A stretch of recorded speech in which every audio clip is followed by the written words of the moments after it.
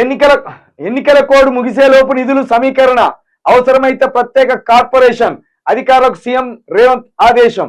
మహారాష్ట్ర, రాజస్థాన్లోని రుణమాఫీపై స్టడీ చేయండి. వడ్ల కొనుగోలును స్పీడప్ చేయాలి.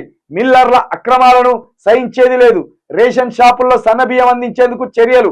జూన్ 2 తర్వాత హైదరాబాద్లోని ప్రభుత్వ భవనాలన్నీ తెలంగాణ ఆధీనంలోకి. విభజన చట్టంలోని అంశాలపై రిపోర్ట్ రెడీ చేయాలని సూచన. రుణమాఫీ, ధాన్యం కొనుగోలు, విభజన చట్టంపై చర్చకు 18న కేబినెట్ భేటీ. అంటే జూన్ 2 తర్వాత హైదరాబాద్లోని ప్రభుత్వ భవనాలన్నీ అంటే ఆ 10 సంవత్సరాల పాటు ఉమ్మడి రాజధానిగా హైదరాబాద్ని సూచించింది అప్పుడున్న ప్రభుత్వం. అది రాసుకున్నాం కూడా మనం.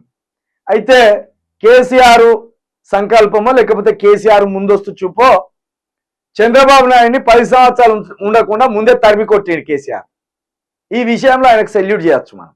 ఎందుకంటే ఈడ చంద్రబాబు నాయుడు తిష్టేసి దీన్ని ఉమ్మడి రాజధానిగా కేంద్రంగా చేసుకొని ఇక్కడ తన పార్టీని కావచ్చు, అదేవిధంగా ఆంధ్ర నాయకుల కుట్రలను కావచ్చు, అదే పనిగా ఈ రాష్ట్రం మీద విస్తరించాలని అప్పుడున్న రేవంత్ రెడ్డి ఈయన అప్పుడు ఓడిపోయిండు. 2014 గెలిచిండు. ఈయన తెలుగుదేశం నుండి గెలిచిండు. ఈయన ద్వారా ఈ కుట్రలను విస్తరించాలని ప్రయత్నం చేసిండు చంద్రబాబు. ఈయన కూడా సహకరించిండు. ఓటుకున్నోటు కేసు గక్కడిదే. ఓటుకున్నోటు కేసు ఈయన తెలుగుదేశంలో ఉన్నప్పుడు చేసిందే.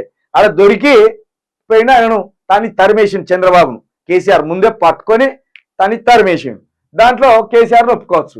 అయితే ఇప్పుడు కొన్ని ఉమ్మడి రాజధానిగా కొన్ని భవనాలు ఉన్నాయి కదా, ఆ భవనాలన్నిటిని కూడా ఇక తెలంగాణ ప్రభుత్వం ఆధీనంలోకి తీసుకురావాలని కూడా రేవంత్ రెడ్డి చేస్తుండు. ప్రతి ఒక్కటి హైదరాబాదే కాదు, తెలంగాణ వ్యాప్తంగా ఉన్న ప్రతి ఒక్క భవనం కావచ్చు, ప్రతి ఒక్క ఇంచు కావచ్చు, అది తెలంగాణ ప్రజలకు దక్కవలసిందే, తెలంగాణకు దక్కవలసిందే.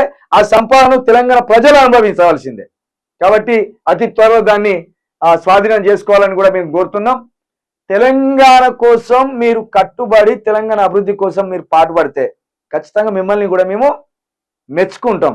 కానీ తెలంగాణ ప్రజలు ఏమైపోయినా మంచిదే, మాకు సోనియా గాంధీ, రాహుల్ గాంధీ ముఖ్యమైన ధోరణితో వ్యవహరిస్తే ఇక నువ్వు కాదు ఎవ్వరిని కూడా చూడం. ఇక మీరు ముఖ్యమంత్రి అని కాదు, ఇంకొకరిని కాదు, ఎవ్వరిని చూడం, మడిత పెట్టి దంచుడే. ఇక అట్లుంటది.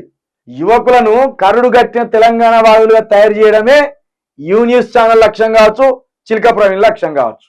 కరుడు గట్టిన తెలంగాణ వాదులు కావాలి. తెలంగాణ వైపు గిట్ల కన్నెత్తి చూస్తే కూడా సహించకుండా కావాలి. ఆ స్థాయిలో యువకులను తయారు చేయడమే మా యూ న్యూస్, చిలక ప్రవీణ్, అదేవిధంగా మా తెలంగాణ ప్రొడక్షన్ ఫోర్స్ యొక్క ముఖ్య లక్ష్యం అది.